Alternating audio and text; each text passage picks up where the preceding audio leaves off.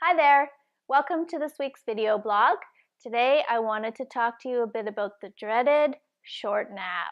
I get this question, it's probably my number one most popular question about anything is how do I encourage my child to sleep long enough at nap time?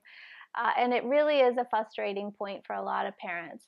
Now, if your child, here's the good news, if your child's been working, if you've been on the Sleep Sense program and you're teaching your child independent sleeping skills, the good news is nap length will improve on its own. You just have to give it enough time, okay? And by time, I mean, could be 2 weeks, could be 3, could be 4, sometimes it's even 6 weeks before people notice that, okay, consistently she's taking a nice long morning nap, good afternoon nap, we've got it, yay. Okay, so if you're on the program, my best advice is give it more time, all right? But 2 other little things you can try in the meantime is if your child wakes up prematurely from a nap, and I'd say anything under an hour is premature, give it time.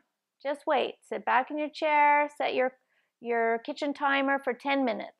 If you give her a chance at least to see if she can kind of put the pieces together again to get back into another sleep cycle, might not happen every time, but certainly at least here and there, she'll get herself back to sleep within the 10 minutes.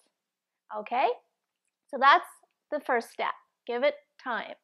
If that hasn't worked and you've been trying for weeks and nap length is not improving and you've given her 10 minutes, then you can try the reverse of that and go in quickly. Maybe if you catch her just before she really revs herself up and just tuck her back in and remind her it's nappy time, give her back her lovey and then exit, that might help just get her back into another cycle. So that's worth a try too. One other little tip, and people don't think about it, but it's a pretty easy one to fix, is make the room darker. Okay? Make the room as dark as night, and that will often encourage a longer nap. And some people say, well, I don't want her to get confused. It's not nighttime. I don't want her to think it's night. That is not going to happen, I promise. Unless we're talking about a 2-week-old, this is not going to happen. There's no way her body rhythm could possibly confuse night from day, and don't worry about it. Just make it dark, dark, dark in there, and that should help.